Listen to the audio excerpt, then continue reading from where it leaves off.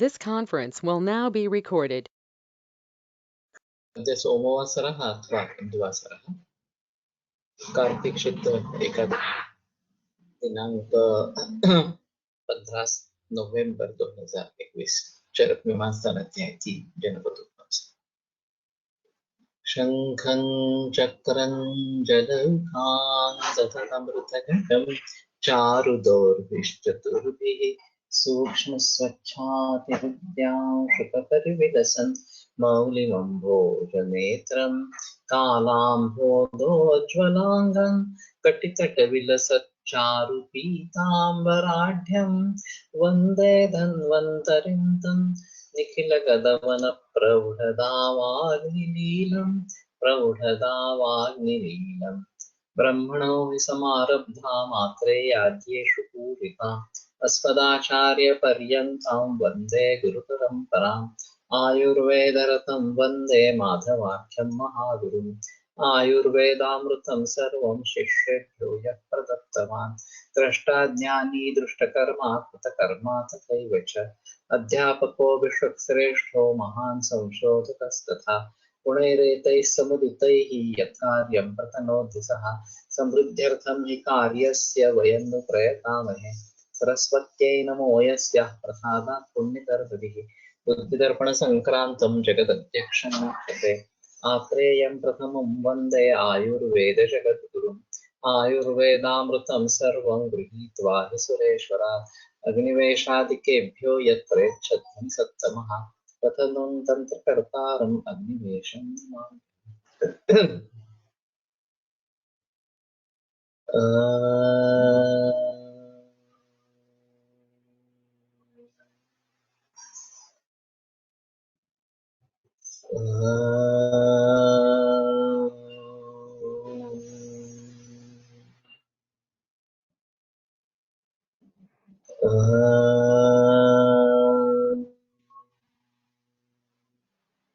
ओम शांति शांति शांति।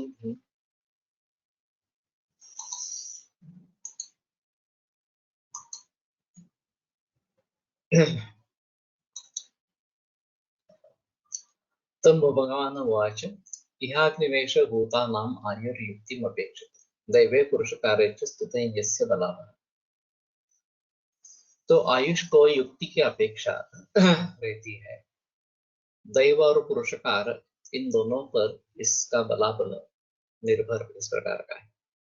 दैवमात्मकृतम विद्यात् कर्म यत् पौर्वदेह, और दैव दूसरा तीसरा कुछ नहीं है, हमारा ही पिछले जन्मों में किया कर्म इस प्रकार का। स्मृत पुरुषकारस्तु क्रियते यहाँ पर, और जो यहाँ पे करते हैं उसको पुरुषकार इस प्रकार का कहते हैं।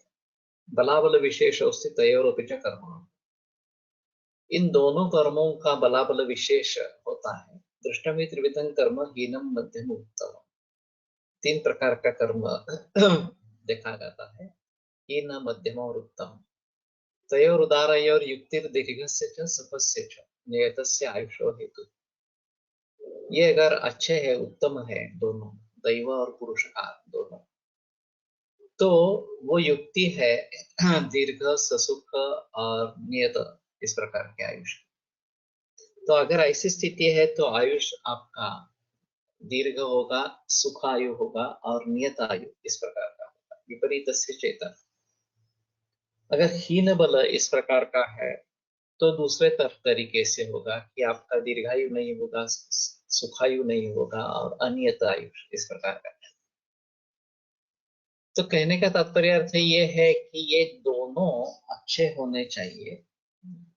ये पूर्व कर्म भी अच्छा होना चाहिए और पुरुषकार जो अभी इस जन्म में कर रहे हैं वो भी अच्छा होना चाहिए, तो आपको नियत आयु, सुखायु और ये दीर्घायु इस प्रकार का प्राप्त होगा।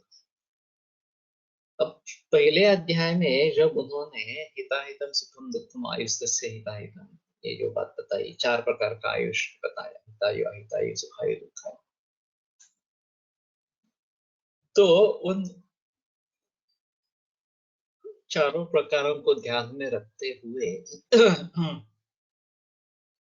हमारा जो आयुष होता है वो एक सम्मिश्रण होता है इन 4 प्रकार के आयुष का। कुछ हितायु, कुछ अहितायु, कुछ सुखायु, कुछ दुखायु, इस प्रकार के अंश इसमें है। और फिर हमें दुखायु और अहितायु को कम करना है और सुखायु और हितायु की तरफ बढ़ना है। तो हितायु किसको कहते हैं, अहितायु किसको कहते हैं, सुखायु किसको कहते हैं, दुखायु किसको कहते हैं, ये अगर मालूम हो तो अहितायु और दुखायु को कम करते हुए सुखायु और हितायु की तरफ हम बढ़ सकेंगे। अब पिछले जन्म से हम क्या लेके आए हैं इसके बारे में पता नहीं रहता, और प्रायः उसके बारे में जानकारी अनुभव के आधार पर प्राप्त होती रहती है कि बहुत अच्छा काम करने पर भी इस जन्म में बुरा फल मिल रहा है, कुछ ज्यादा न करते हुए भी अच्छा कर्म अच्छा फल मिल रहा है। ये दोनों तरीके से पॉसिबल इस प्रकार का। तो ऐसे हालात में अपने कर्मों के अनुसार फल मिलना ये तो कार्यकारण भाव सिद्धांत है, उसमें कोई संदेह नहीं है। लेकिन कर्मों के अनुसार नहीं मिल रहा हो, चाहे बुरा मिल रहा हो चाहे अच्छा मिल रहा हो, तो समझ लेना कि ये हमारे पूर्व कर्म का फल है, इसलिए इस प्रकार की बाधाएं आ रही है या इसलिए इस प्रकार से हमें सहायता मिल रही है। तो ये दोनों चीजें साथ में रहेगी और फिर उसके आधार पर हमें किस प्रकार का आयुष प्राप्त होगा ये निश्चित करना पड़ेगा, या उसके आधार पर वो निर्भर किस प्रकार का रहेगा। त्रिस्कंद कोश के बारे में मुझे बहुत ही मुश्किलों का सामना करना पड़ा। पहली सबसे बड़ी मुसीबत थी कि कोलट कर सबकी मौत। तो अचानक एक्सीडेंट में उनका देहांत हो गया 6 नवंबर 1992 में। और फिर कोष की पूरी जिम्मेदारी मेरे कंधों पर आ गई। और उस समय ये बहुत क्लियर नहीं था कि क्या करना है एक्चुअली, कोष का कार्य किस प्रकार से करना है, इसके बारे में ज्यादा हमारी बहस हुई ही नहीं थी। सिर्फ इतना ही मालूम था कि 3 कोष बनेंगे, शुरू में लक्षण कोष बनाएंगे और लक्षण को आइडेंटिफाई करना है। और उससे संबद्ध शारीरादि भाव जो है वो एक अलग फील्ड में रखने हैं। तो शिरशूलम इस प्रकार का लक्षण है, तो शिरा और शूल इन दोनों तरीके से वो मिलना चाहिए इस प्रकार से। तो हमने L1 और L2 इस प्रकार से कुछ भर दिया था।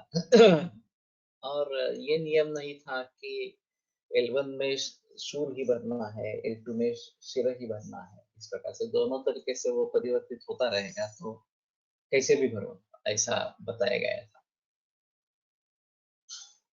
और अचानक देहांत होने के बाद कोलट कर सके 40,000 रिकॉर्ड्स हमारे साथियों ने भरी थी, और उसमें कुछ भी नियम नहीं था किस प्रकार से करने का, क्या करना। और जब मैंने वो देखा तो मुझे पागलपन हो गया कि अरे क्या कर रहे हैं हम इस प्रकार से।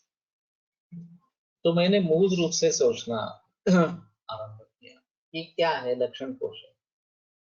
तो लक्षण कोश में प्रमुखता से क्या मिलना चाहिए, लक्षण मिलना चाहिए। तो नेसेसरीली L1 ये फिर लक्षण ही होना है, शीट उसमें नहीं आएगा। और अगर हम कैटेगराइजेशन कर पाते हैं कि कौन कौन से शब्द लक्षण से जुड़े हैं, शारीरादि भाव है, शारीरिक भाव है, कालवाचक पद है वगैरह, तो इन सभी के आधार पर लक्षण कोश का ढांचा बना, और फिर वही मार्गदर्शक रहा हेतु कोश के लिए और औषध कोश के लिए। अब जब प्रातिपदिक कोश के बारे में मैंने सोचना आरंभ किया तो मैंने सोचा कि ये 3 डाटाबेस हो गए, तो फिर भी कंप्यूटर में काफी तकलीफ होती है उसके लिए। तो एक वर्क एरिया डिजाइन करनी पड़ती है, सिलेक्ट ए, सिलेक्ट फाइल प्रमुख, सिलेक्ट बी, सिलेक्ट फाइल प्रमुख, इस प्रकार से करना पड़ता है। तो तीनों ये फाइल्स जो है वो इंडेक्स फॉर्म में रखनी है वगैरह वगैरह, इस प्रकार वो डॉस बेस्ड था सब इस समय। तो मैंने सोच लिया कि नहीं, हम एक ही फाइल बनाएंगे, एक ही बनेगा इस प्रकार के डाटा स्ट्रक्चर। और फिर प्रातिपदिक कोश का जन्म हुआ। क्योंकि मुझे ये पहले अनुभव था त्रिस्कंद कोश के बारे में, इसलिए मैं ये थोड़ा आसानी से कर पाया, नहीं तो ये काफी मुश्किल इस प्रकार का काम है। और वो बहुत बहुत सारी दिक्कतें आई थी। हमने काम शुरू किया था, ये यूजीसी से डिपार्टमेंट डेवलपमेंट के लिए प्लान ग्रांट मिला था 2 लाख। वो रिसर्च काम में आए, इस प्रकार से वो शुरुआत हुई।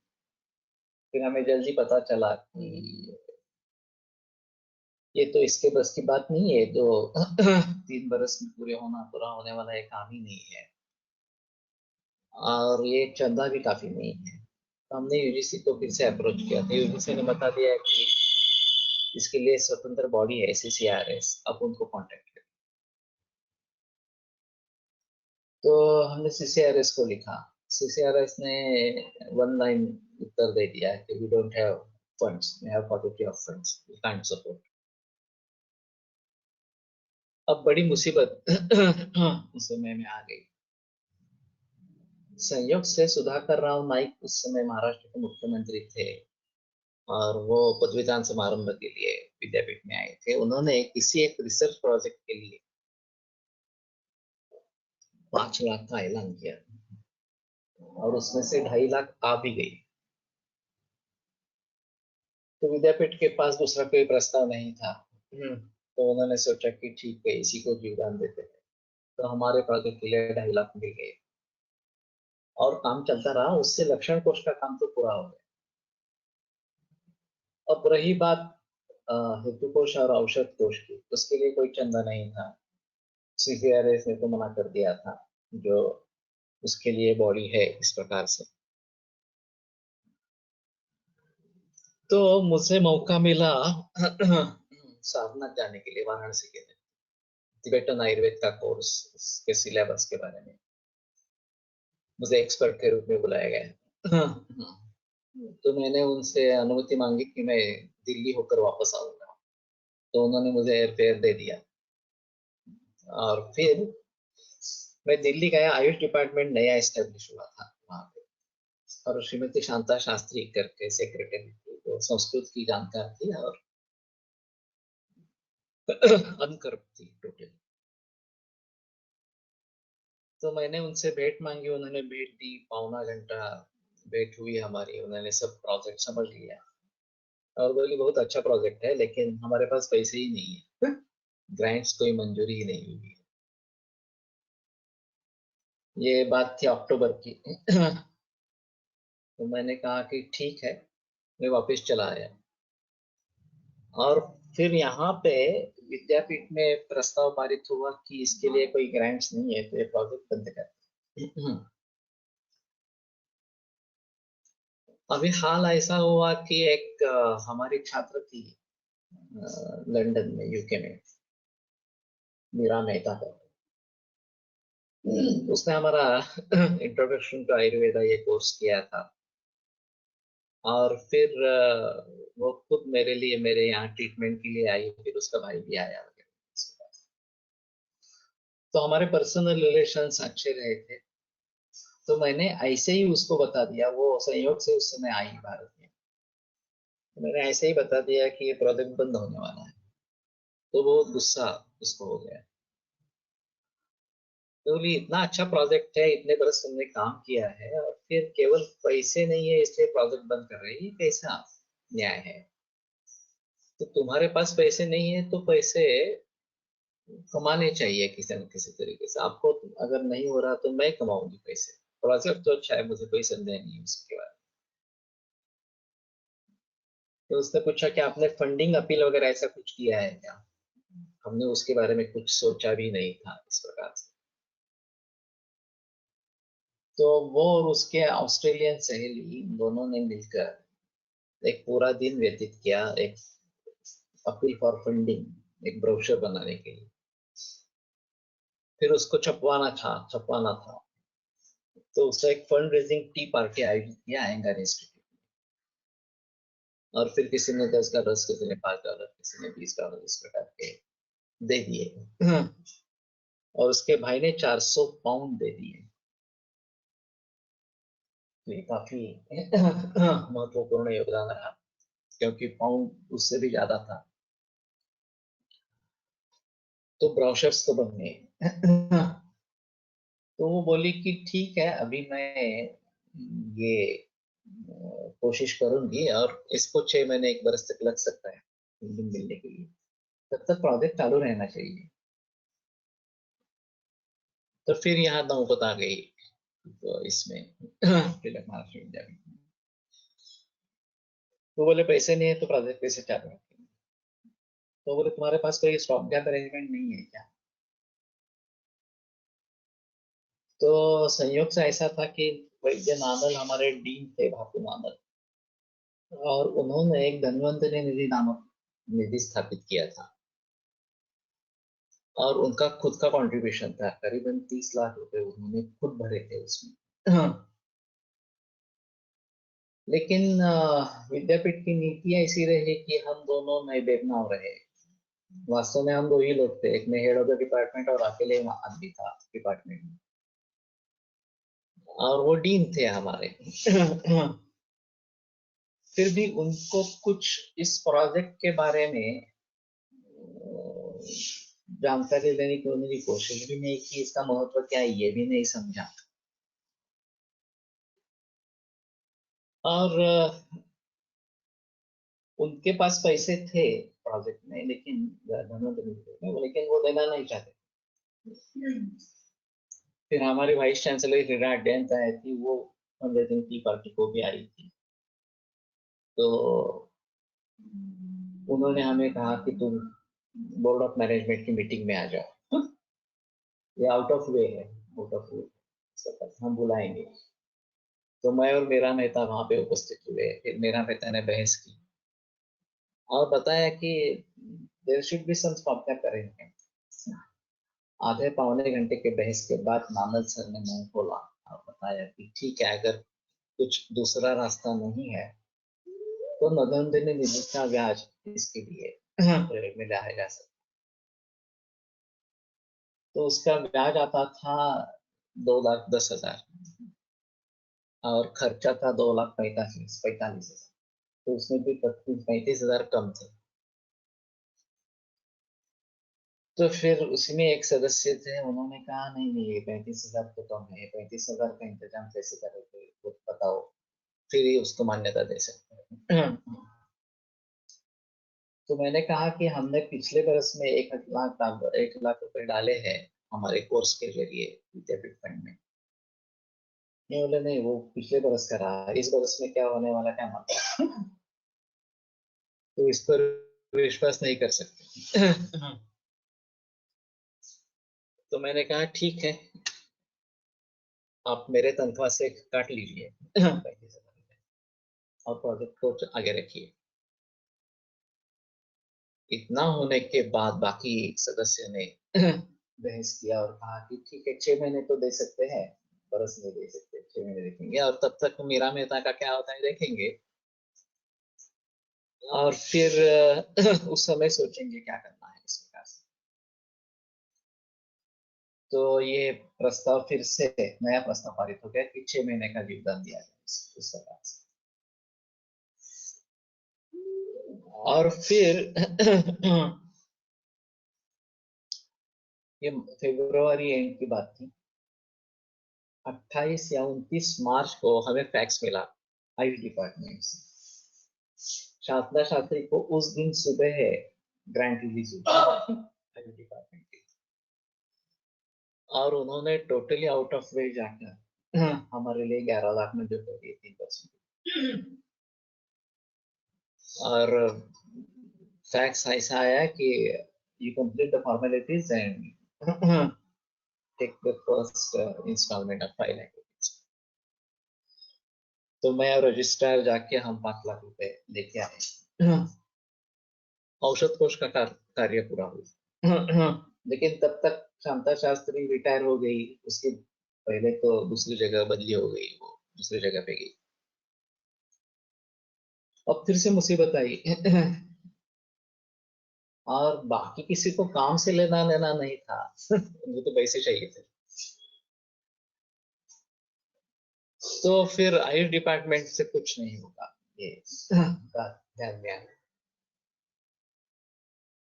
मैं ऑस्ट्रेलिया में था और हिरवाणी करके एक एनसीएल के एक यूनिट के प्रमुख, वो हमारे यहाँ एक मीटिंग के लिए आए थे, पहले आए थे एक्चुअली। तो उनको मैंने कहा था कि ऐसा ऐसा हमारा प्रोजेक्ट है, तुम एक बार देख लो। बोले हाँ, लेकिन उनको समय नहीं हुआ, उनको अचानक समय मिल गया। और उन्होंने विजिट की, और फिर प्रोजेक्ट देखने के बाद वो बहुत ही प्रभावित हुए। और फिर उन्होंने मुझे ऑस्ट्रेलिया में फोन किया कि this is marvellous work and we want to get associated with this work.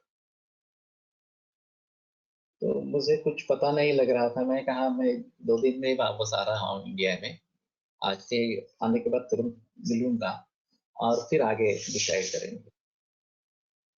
मैं आ गया, उनको मिला, तो उन्होंने फिर से प्रशंसा की प्रोजेक्ट की, ये बहुत ही अच्छा प्रोजेक्ट है और फंडामेंटल है, फिर भी उसकी एप्लीकेबिलिटी बहुत ज्यादा अच्छी है इस प्रकार से। और फंडामेंटल वर्क कोई नहीं करता। तो मुझे कुछ अंदाजा नहीं आ रहा था। तो मैंने कहा आप माशेलकर जी से मेरी मुलाकात करवाओगे क्या? बोले हाँ, करवाएंगे। माशेलकर जी 2 दिन के बाद पुणे में आने वाले थे, तो उन्होंने मीटिंग अरेंज करवाई, हमारे दोनों हिरवाणी भी मौजूद थे। माशेलकर जी ने भी प्रशंसा की, क्या अच्छा प्रोजेक्ट है।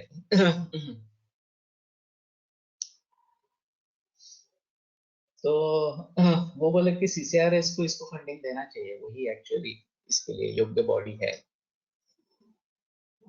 तो मैंने बताया कि ऐसा उन्होंने हमें लिख दिया कि हमारे पास फंड्स नहीं है इस प्रकार से। तो बोलते हैं ऐसे ही बोलते हैं।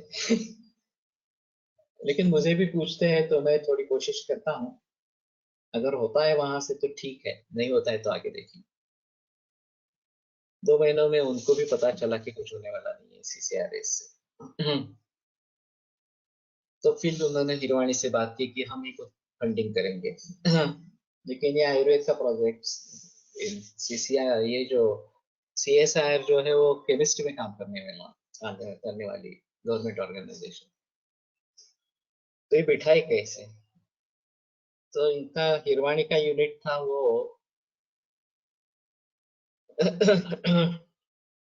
आईटी बेस्ड रिसर्च प्रोजेक्ट्स बनाना, इस प्रकार का था। तो हमारे यहाँ ये आई तो निदान और आई तो उपचार, ये आईटी बेस्ड उसमें से हम निकालने वाले थे। तो फिर हिरवाणी ने कहा कि इसके आधार पर हम बना सकते हैं।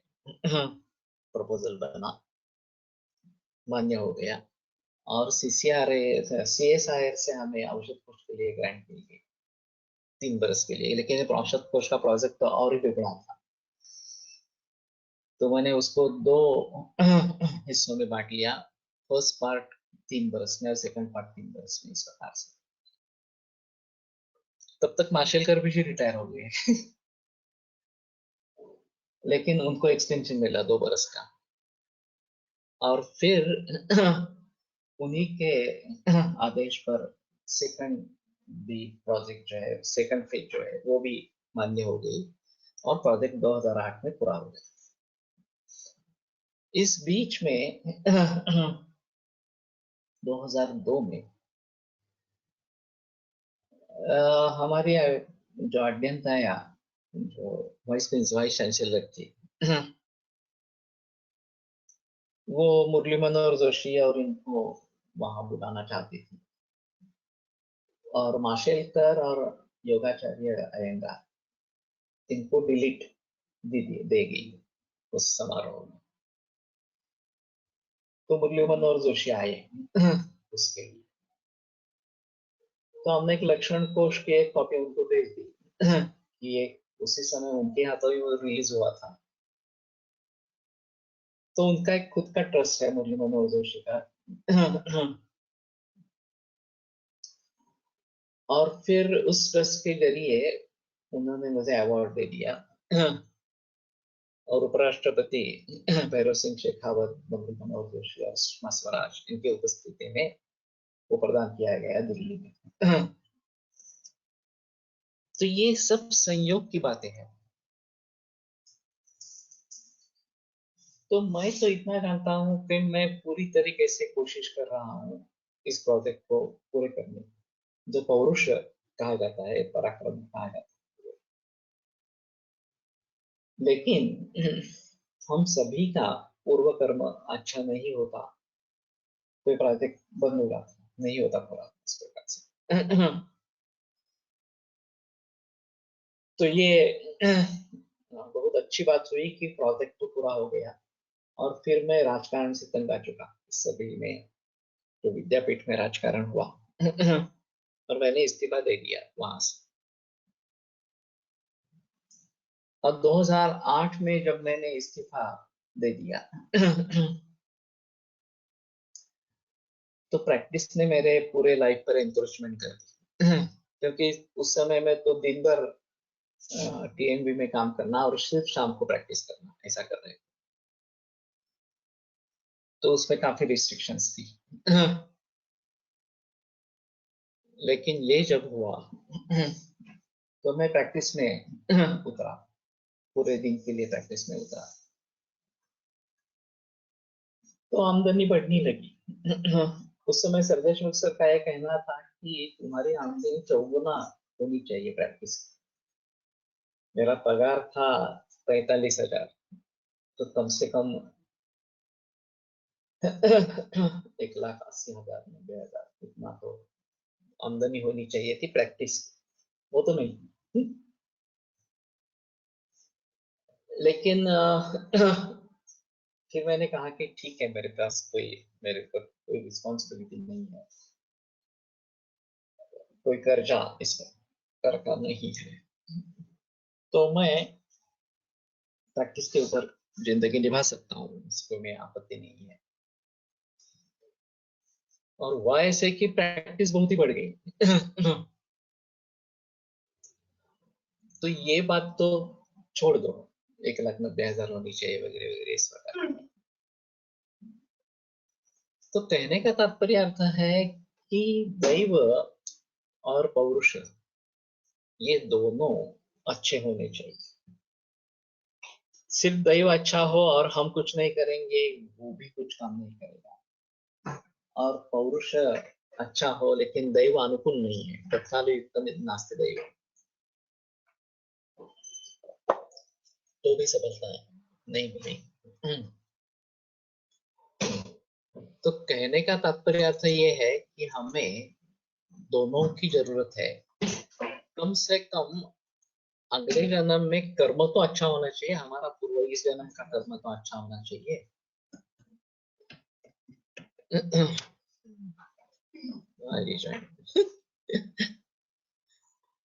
फिर भी तुम्हारे लिए प्रॉब्लम है तो फिर से कोशिश करो इस प्रकार। तो दैव और पौरुष ये दोनों साथ में होने चाहिए। और इसमें अहम मुद्दा यह है कि बहुत सारे लोगों का दैव और पौरुष ये इन्वॉल्व होता है। अभी ज्योतिष के बारे में थोड़ा संदेह इस प्रकार का हो जाता है कि अच्छा ज्योतिष ये है, कुंडली वगैरह अच्छे तरीके से बनाई है और फिर भी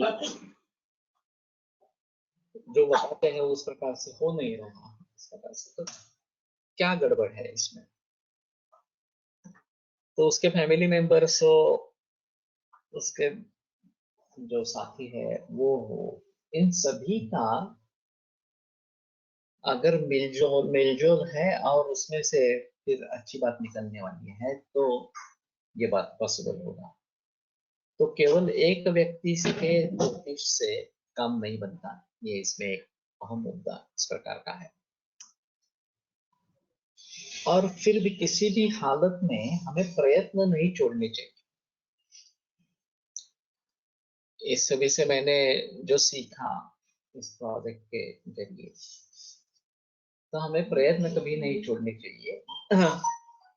दैव अनुकूल होने की प्रतीक्षा करना, अगर आपका दैव अनुकूल है लेकिन व्यक्त नहीं हो रहा है तो होगा, ऐसा नहीं है कि व्यक्त होगा ही नहीं इस प्रकार से। वही सिलसिला मेरे करवे नगर के घर के बारे में हुआ, और बहुत सारी मुसीबतों का सामना करते हुए 5 बरस के बाद हमारा घर पूरा हुआ। गुंडागर्दी से लेकर बहुत सारी बातें वहां पे हुई, पुलिस प्रोटेक्शन लेना पड़ा। तो उस समय में मैं उपासना में चला गया, गायत्री का अनुष्ठान किया, अथर्व शीर्षक के बहुत सारे पारायण किए, अनेक सहस्त्रावर्तन किए इस प्रकार से। और तभी उसमें से मार्ग निकला, और हम हमारा काम पूरा कर पाए।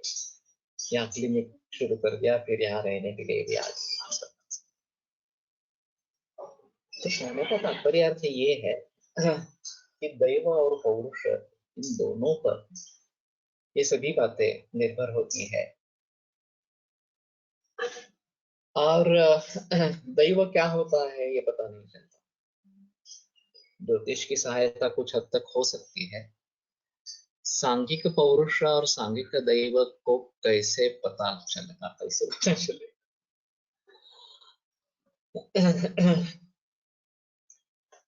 नहीं मालूम। सभी की जन्म पत्रिका देख के अगर कुछ पता चले तो मालूम नहीं, इसके बारे में थोड़ा सोचना पड़ेगा, हो सकता है क्या इस प्रकार का। और ज्यादातर ये सभी बातें बाद में पता चलती है। कार्य पूरा होने के बाद पता लगता है कि अरे हाँ, इसमें ये दैव का भी फैक्टर था, और वो हमारा ही कर्म है पूर्व जन्म का इस प्रकार से। लेकिन वो अच्छा कर्म था, तो इसलिए इतनी मुसीबतें आने के बावजूद भी कार्य तो पूरा हुआ। और सिर्फ वही बात नहीं कि प्रातिपदिक कोष के बारे में मैं सोच रहा हूँ, और काफी अन्य चीजों के बारे में सोच रहा हूँ कि आयुर्वेद पूरे विश्व भर में प्रथम पसंद का वैद्यक बने, ये हमारा उद्देश्य है। तो उसके लिए काफी प्रयास इस प्रकार से कर रहे हैं। तो कहने का तात्पर्य ये है कि सभी चीजें अनुकूल ही होगी ऐसा नहीं बता सकते, लेकिन अनुकूलता कब प्राप्त हो सकती है इसका भी पता नहीं रहता। जो इंसिडेंसेस मैंने कहे, शांता शास्त्री की मुलाकात हो, हिरवाणी की हो, मेरा मेहता का अकस्मात वहां आना हो, मैं समझता हूँ ये सब ईश्वर कृत इस प्रकार का है। और इसलिए ये व्यक्ति उस समय में मिले और उन्होंने अपना अपना योगदान इसमें दे दिया। तो अगर हमारे उद्देश्य अच्छे हैं, स्पष्ट है, तो इस काम का कुछ ना कुछ असर तो होता ही रहेगा। ऐसा नहीं होगा कि काम का असर नहीं होगा इस प्रकार से। तो मध्यमा मध्यमस्य इष्टा कारणम शुरू चाहता है, और मध्यम इस प्रकार का है, तो मध्यम फल इस प्रकार के मिलेंगे, कुछ अच्छे कुछ बुरे इस प्रकार से। और एक कारण सुनो, दैवम पुरुष कारेण दुर्बलम ही उपहन्यते। दुर्बलम दैवम पुरुष कारेण उपहन्यते। अगर दुर्बल दैव है तो पुरुषकार के द्वारा उसका हनन होता है। दैवेन चेतरित कर्म विशिष्टेन उपहन्यते।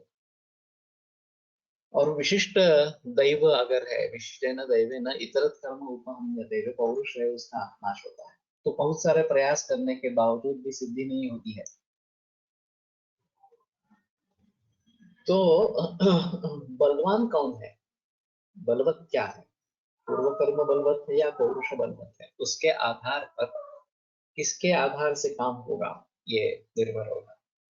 दृष्टवा दिए के मन्यन्ते नियतम मानव आयुष, ये देखकर कुछ कहते हैं कि आयुष का मान नियत है, निश्चित है। इस प्रकार से कर्म किंचित क्वचित काले विपाके नियतम महत्, किंचित तो अकाल नियतम प्रत्यय प्रतिबोधित, विवेक महत्वपूर्ण सूत्र है। तो कोई कर्म क्वचित किंचित होता है, थोड़ा सा होता है, काले विपाके नियतम महत्, लेकिन उसका जो विपाक होता है, जो फलद्रुप होता है, वो नियत निश्चित रूप से विपाक होता है और महत् होता है, बड़ा होता है। वैसे देखा जाए तो कर्म छोटा है लेकिन विपाक उसका जो है वो नियत और बड़ा इस प्रकार का होता है। किंचित तो अकाल नियत, और कुछ कर्म ऐसा होता है जो अकाल नियत होता है, कब फलद्रुप होगा ये भी मालूम नहीं, और निश्चित रूप से परिणत होता होगा ही उतनी बड़ी मात्रा में ये भी मालूम नहीं, प्रत्यय प्रतिबोध।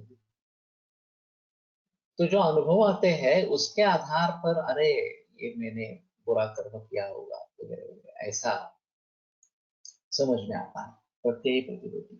या फिर मैंने अच्छा कर्म किया था पिछले जन्म में, इसलिए इसमें से मुझे रास्ता मिल गया, इस प्रकार से। तो करवे नगर के बारे में थोड़ा सा ऐसा हुआ कि जिस व्यक्ति ने हमें बहुत तकलीफ दी, पीड़ा दी, केवल उसको पैसे कमाने थे इसलिए, और जितने भी तरीके हो सकते थे उतने सब उसने इस्तेमाल में लाए। और जब ये प्रॉब्लम क्लियर हो गया और हमारा कंस्ट्रक्शन पूरा हो गया, तो उसने मुझे कुछ बताया नहीं कि मैंने छोड़ दिया ये सभी, पीड़ा देना छोड़ दिया इस प्रकार से, वो सिर्फ दूर हो गया, इतना ही। तो बीच में उसका मध्यस्थ था, तो मैंने उसको पूछा कि अगर उसने उस डेवलपर से पैसे ले लिए हैं और ये मुझसे दूर हो गया है, मुझे सताना इसने बंद कर दिया है, तो मुझे बताना चाहिए था ना कि मैंने पैसे ले लिया और मैं तुम्हें सताऊंगा नहीं इस प्रकार से। तो बोला क्यों, कुछ बताएंगे? वो हार गया है, तो वो हार गया है तो तुम्हें कुछ बताने का कोई सवाल नहीं उठता उसमें, इस प्रकार से। मैंने कहा मुझे हार जीत का कहाँ चाहिए, मेरा प्रॉब्लम खत्म हो गया है, इसी में मुझे संतोष है। मुझे उसका क्या होगा इसके बारे में मुझे कुछ अ, दिलचस्पी है ही नहीं। उसने जो बुरा कर्म किया है उसको, उसका तो फल उसको मिलने ही वाला है, मैं कौन फल लूंगा? वो तो परमेश्वर देखेगा उसके बारे में, इस जन्म में नहीं तो अगले जन्म में उसको फल मिलने वाला है उसका।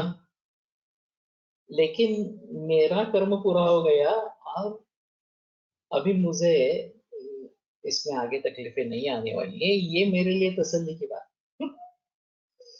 कि बस ठीक है, ये मामला सुलझ गया है तो अभी कंस्ट्रक्शन पूरा हो जाएगा, कुछ उसमें संदेह नहीं रहेगा।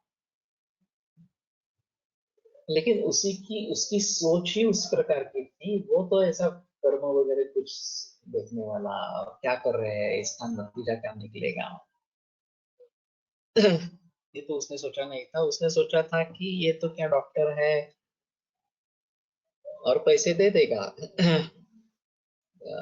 जब हम उसको तकलीफ देंगे तो पैसे दे देगा, ऐसा उसने सोचा था।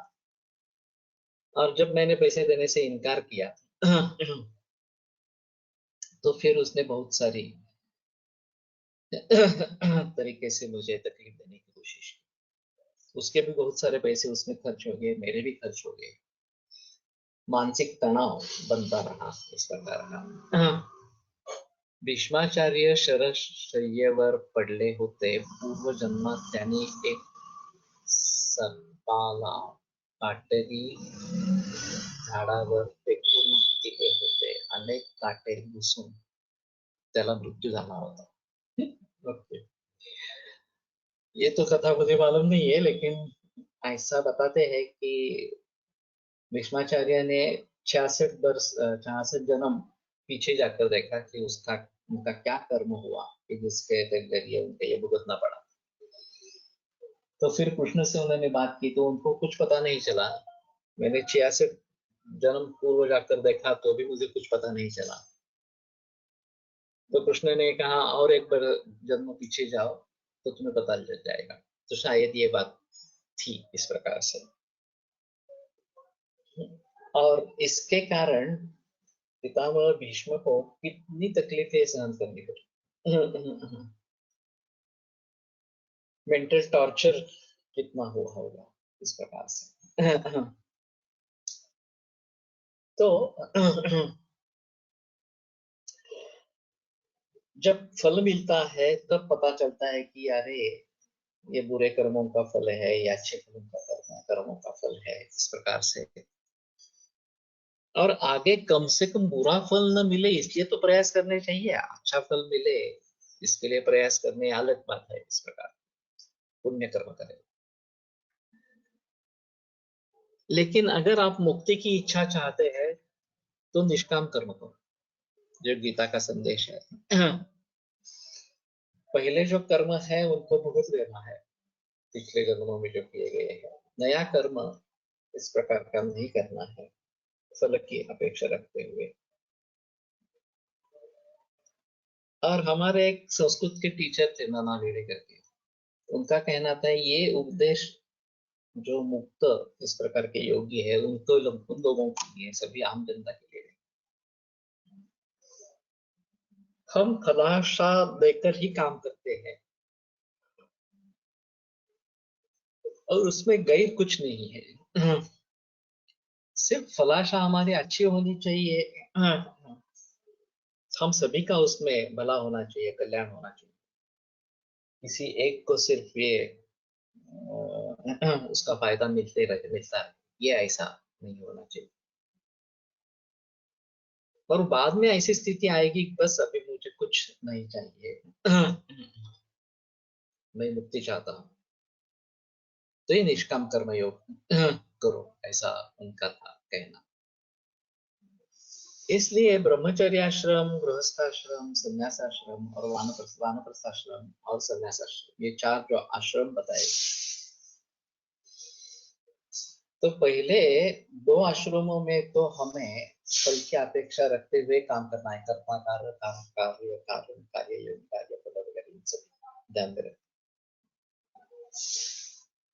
जब संन्यासाश्रम की अवस्था आती है तो इन सभी से अलग होना है, अलिप्त होना है. और एक बात ऐसी है कि आसक्ति है तो सुख है, आसक्ति नहीं है तो सुख भी नहीं है, दुख नहीं है लेकिन सुख भी नहीं है. जिसको हम लौकिक सुख इस प्रकार से कहते हैं, ये काफी मुश्किल होता है. हर कर्म का कुछ ना कुछ फल तो होता ही है. तो निष्काम कैसे हुआ? क्या हमारे मन में इच्छा नहीं, ऐसा मीनिंग है. फल की अपेक्षा नहीं है ऐसा बता. हम फल की अपेक्षा रखकर कर्म करते हैं लेकिन फल की अपेक्षा नहीं रखेंगे. मेरा कर्तव्य है इसलिए मैं कर रहा हूँ इस प्रकार से, तो निष्काम कर्म इस प्रकार का हो जाएगा और वो मुक्ति की तरफ लेता जाएगा.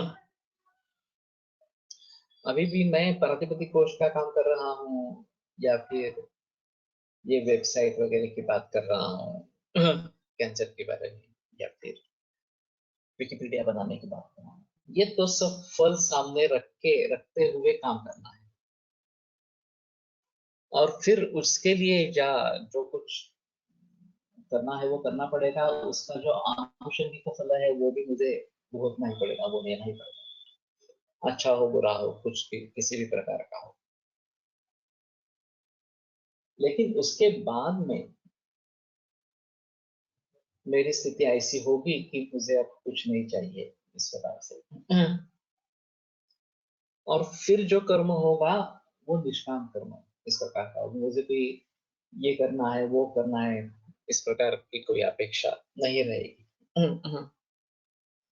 तो मैंने तो ऐसा सोच लिया है कि 75 वर्ष तक ये सब काम पूरा करके उसके बाद में मुक्ति के लिए प्रयास करते रहना।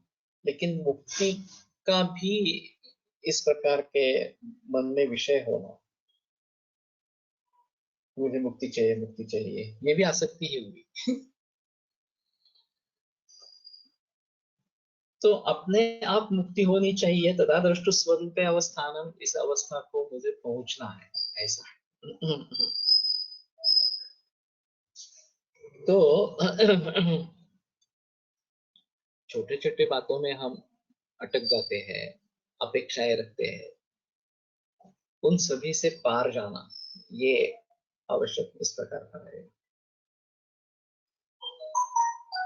तो फिलहाल तो अपेक्षा रखते हुए कर्म कर रहे हैं, ऐसा ही है थोड़ा सा।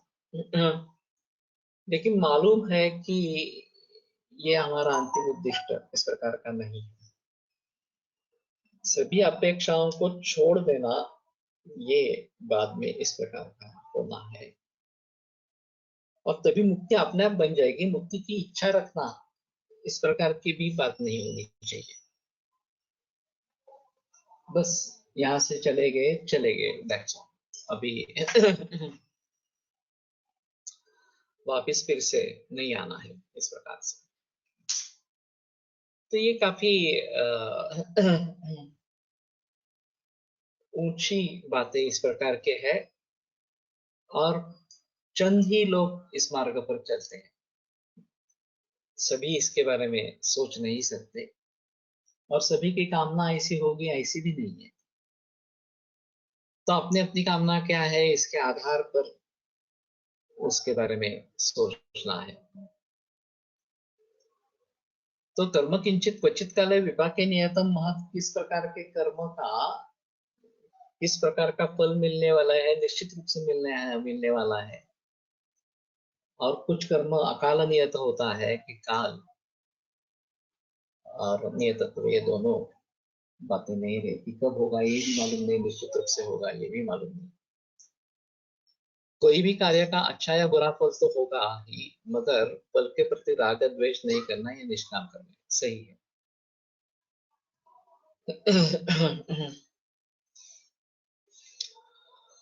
प्रवृत्ति दुखम निवृत्ति सुखम इति यत् ज्ञानम उत्पद्यते तत् सत्यम,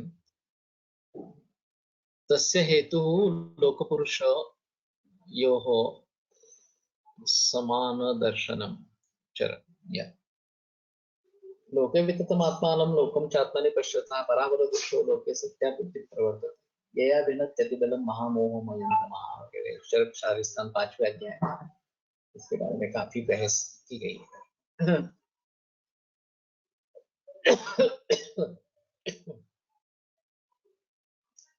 किंबहुना सर्व चराचर आपणची झाला, ये ज्ञानेश्वर की उक्ति है।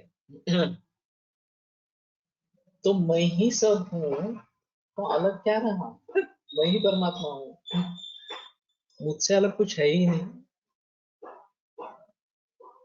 तो ये विचार बहुत ऊंचे दर्जे का इस प्रकार का विचार है। तो ठीक है, वहां तक पहुंचने के लिए जो भी करना है, सताम उपासनम सताम परिवर्जनम वगैरह, वे एक बात है जो चरक शादिस्थान पहले अध्याय में बताई गई है, उन सभी के बारे में जिक्र करना पड़ेगा।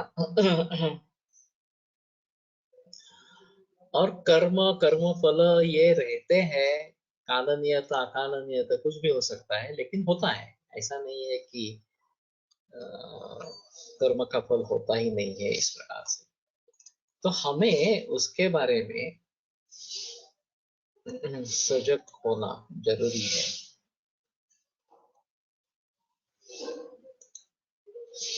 तस्मात् उभय दृष्टत्वात् एकांत ग्रहणम आसान। तो दोनों दिख रहे हैं, नियत भी कर्म है, अनियत भी कर्म है, अनियत फल है, नियत फल है।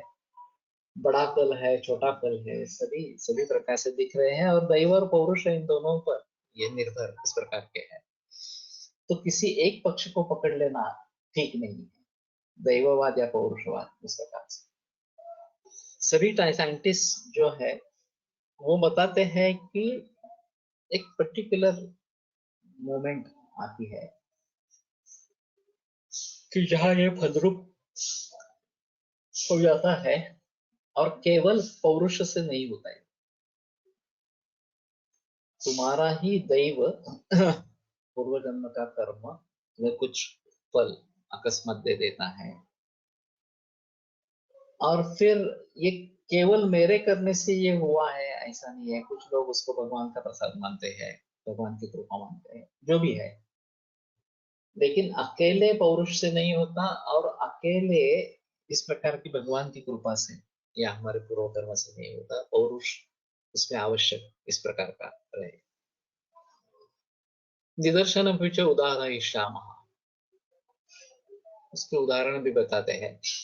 यदि ही नियत काल प्रमाणम आयु सर्वं स्यात् तदा आयुष्कामाणां न मंत्रौषध मणिमंगल बलि उपहार होम नियम प्रायश्चित्त उपवास स्वस्थेन प्रणिपात गमनाद्याः क्रियाः इष्टयश्च प्रयुज्यते। अगर यदि आयुष का प्रमाण नियत है, निश्चित है सभी लोगों का इस प्रकार का, तो आयुष का जो आयुष की कामना करते हैं उनके लिए मंत्र औषधि मणि मंगल बलि उपहार होम नियम प्रायश्चित्त उपवास स्वस्थेन प्रणिपात गमन वगैरह जो क्रिया और इष्ट यश और जो यज्ञ किए जाते हैं न प्रयोजन, उनका प्रयोग ही नहीं होगा। क्योंकि ये करे न करे हमारा इतना आयुष होना है तो होना ही है इस प्रकार से। न उद्भ्रांत चंड चपल गो गज उष्ट्र खर तुरग महिषादय पवनादयश्च दुष्टाः परिहार्यासु। उन्मत्त उद्भ्रांत इस प्रकार के चपल, चंड चपल गो गज उष्ट्र खर तुरग महिष ये सभी जो प्राणी है और दुष्ट पवन आदि, उनको टालने का कोई मतलब नहीं है। अरे आते हैं तो ठीक है, वे तो मरने वाला नहीं, मेरा मृत्यु इतने बरस के बाद होने वाला है इस प्रकार से। अब ज्योतिष का रोल क्या है, ये एक अहम मुद्दा इसमें रहता है। तो ज्योतिष मार्गदर्शन कर सकता है, लेकिन उसी के आधार पर हम जाने की कोशिश करेंगे तो बड़ी मुसीबत इस प्रकार की हो सकती है। इसने पौरुष नहीं छोड़ना। एक छात्र परीक्षा की तैयारी कर रहा था और एक ज्योतिष से पाला पड़ा, ज्योतिषी से। तो उसने कहा नहीं नहीं तुम फेल होने वाले हो इस परीक्षा में। तो ये डिप्रेशन में आ गया और एक्चुअली परीक्षा दी ही नहीं तो फेल हो गया। तो ज्योतिषी ने कहा देखो मेरा कहना सही हो गया, लेकिन ऐसी बात है ना कि उसका कहना सही हो गया, इसमें इसका पौरुष बिल्कुल नहीं रहा, इसलिए वो उसको मदद मिल गई। ये चाहे कोशिश करता तो सभी में अनुत्तीर्ण नहीं होता, सभी विषयों में, कुछ विषय में तो उत्तीर्ण हो जाता है इस प्रकार से। और क्या मालूम उसकी पढ़ाई अच्छी है तो उत्तीर्ण भी हो जाता। तो कुछ लोग इसके लिए ज्योतिष देखना ही नहीं चाहते हैं। एक निगेटिव इम्पैक्ट अगर हो जाता है तो कैसे करेंगे इस प्रकार से। दूसरी जगह एक आर्टिकल करीबन 30-35 बरस पहले पेपर में आया था, शायद अंधश्रद्धा निर्मूलन वाले किसी ने एक आर्टिकल लिखा था कि ये जो पोपट वाले ज्योतिषी रहते हैं तो लोग जाते हैं उनसे पूछते हैं, तो फिर वो एक पत्ता निकालता है और उसमें उसका जो ज्योतिष लिखा होता है वो पढ़ के सुनाता है, फिर उसको तसल्ली होती है। उपादान निमित्त पुरुषार्थ दैव और नियति ये पांचों मिलते हैं तभी कार्य सिद्ध होता है। उपादान कारण, निमित्त कारण और कर्ता है ना इसमें एक, और सामग्री भी होनी चाहिए हमारे पास, उसके लिए जो करने के लिए जो साधन है वो भी होने चाहिए इस प्रकार से। तो इसमें संदेह नहीं है कि हमें ये सभी बातें अनुकूल हो तो अनुकूल इस प्रकार का रिजल्ट मिलेगा।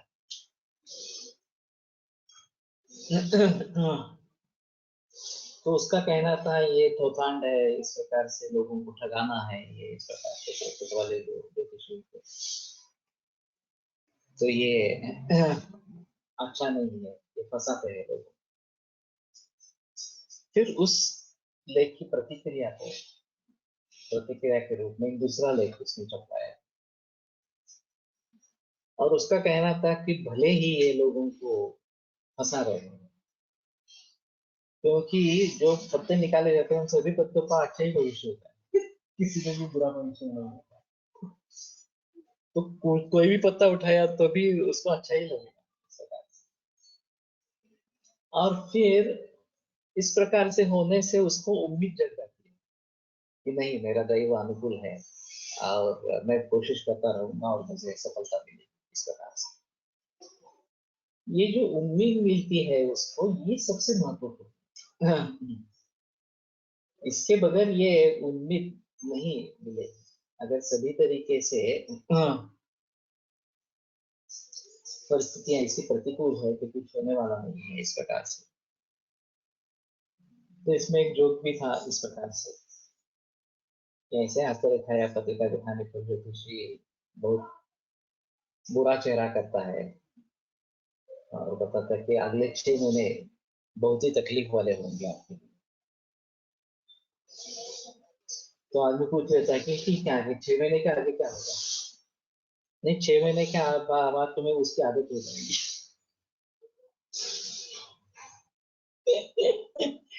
तो, तो ये भी बात हो सकती है, आदत हो सकती है हमारी, क्या ऐसा ही है इस प्रकार से। लेकिन थोड़े लोग ही इसमें से मार्ग निकाल सकते हैं, इसलिए दृष्टि पुरुष बहुत ही कम होते हैं। अभी आयुर्वेद की जो परिस्थिति थी और अभी जो है, उन सभी बातों को ध्यान में अगर रखेंगे तो कोल्हटकर सर ने ऐसा क्यों सोचा कि नहीं, ये परिस्थिति बदलनी चाहिए? कैसे बदलेंगे?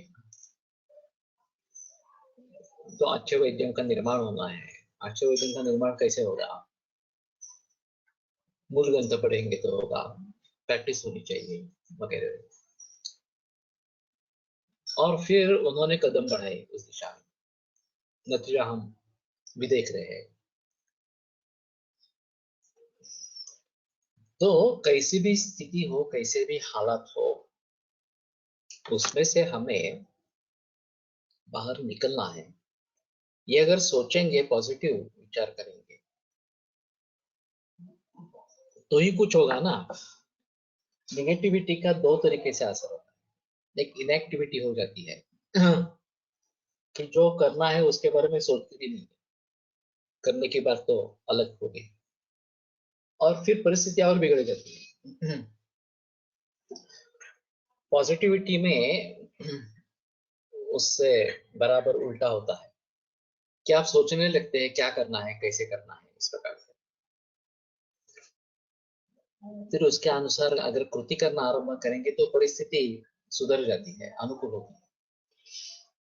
तो अभी परिस्थिति आयुर्वेद के लिए काफी अनुकूल होगी। उस जमाने में जब कोलटकर सर ने ये प्रयास किए, उसमें तो बहुत प्रतिकूलता थी, फिर भी उन्होंने कार्य नहीं छोड़ा और कोशिश नहीं छोड़ी उनकी। फलस्वरूप हम ये पढ़ रहे हैं, बता रहे हैं इस प्रकार से। लेकिन सच्चे रूप से देखा जाए तो हमें पॉजिटिवली प्रयत्न करने ही चाहिए, उसमें संदेह नहीं है। नेगेटिविटी में चले जाएंगे तो नुकसान होता रहेगा। और आने वाली पीढ़ी के बारे में भी हम अच्छा नहीं कर पाएंगे। हाँ, अभी एक सुबह मैंने व्हाट्सएप पे मैसेज देखा, अच्छा था। मैं शेयर करूंगा। पॉलिटिशियंस, क्रिकेटियर्स और ये सिने कलावंत, ये जो है ये बहुत ज्यादा कमाते हैं। इनका जितने पैसे एक प्रामाणिक काम करने वाला व्यक्ति, साइंटिस्ट हो, बड़ा बुद्धिमान हो वगैरह वगैरह, तो भी नहीं कर पाता इस प्रकार से। वियतनाम के अध्यक्ष भारत में आए थे, उनकी भारतीय मंत्रिमंडल से बैठे, तो उन्होंने पूछा कि आप क्या करते हैं। तो सभी ने बता दिया हमें, हम राजकारण करते हैं। तो फिर से उन्होंने पूछा आप करते क्या है, तो राजकारण ही करते हैं। तो बोला कि मैं किसान हूँ, मेरी खेती है, मैं राष्ट्राध्यक्ष हूँ, फिर भी मेरी उपजीविका खेती से होती है। तो ये बड़ी सबक है। राजकारणी लोग इसमें घुस गए, चाहे अध्यापन का क्षेत्र हो, चाहे खेती का क्षेत्र हो, चाहे बिल्डिंग वगैरह कंस्ट्रक्शन का क्षेत्र हो, उस सभी का उन्होंने नुकसान कर दिया। और फिर उनका कहना था कि इस प्रकार से जिस देश में ऐसी स्थिति हो, तो वो देश कभी तरक्की नहीं करेगा। अभी हमारी पॉलिटिकल सिस्टम ही ऐसी बन गई, लोकशाही जो है, कि जिसके पास पैसे है वही उम्मीदवार हो सकता है, वही इलेक्शन में जीत जाता है, और वही उसी में जुड़ जाता है, फिर से पैसे कमाने में जुड़ जाता है। अपवाद है, लाल बहादुर शास्त्री से लेकर मनमोहन सिंह, या मनमोहन सिंह तो एक भी उन्होंने चुनाव लड़ा नहीं, मनमोहन सिंह ने गप्र प्रधान पुणे में थे, तो ये अपवाद है, राजकारण में होते हुए भी निष्कलंक इस प्रकार के लोग। लेकिन ये मुद्दा जो उसने उठाया है वो बिल्कुल सही इस प्रकार का है। ठीक है, आज रुकते हैं, कल तो नहीं रहेगा, बुधवार को फिर से मिलेंगे। गुरुवार शुक्रवार के बारे में मैं बुधवार को बताऊंगा। अभी भी मुझे भी पता नहीं लग रहा कि मुझे सुबह का समय मिल सकेगा नहीं, शायद कोई दिक्कत नहीं आएगी, तो कल नहीं मिलेंगे, बुधवार को फिर से मिलेंगे। आयुर्वेद प्रकांडो निगदित शल्यतंत्र प्रधानः शिष्टेभ्यः शाश्वतोऽयं निखिलजनकृपा व्याप्तचित्तेन येन आयुर्वेदस्य वाञ्छन् पुनरपि भुवने काञ्च सुष्ठु प्रतिष्ठां श्रेष्ठं धन्वन्तरिं तं प्रणमति च सदा वैद्यवर्गो नूनम् वैद्यवर्गो नूनम्।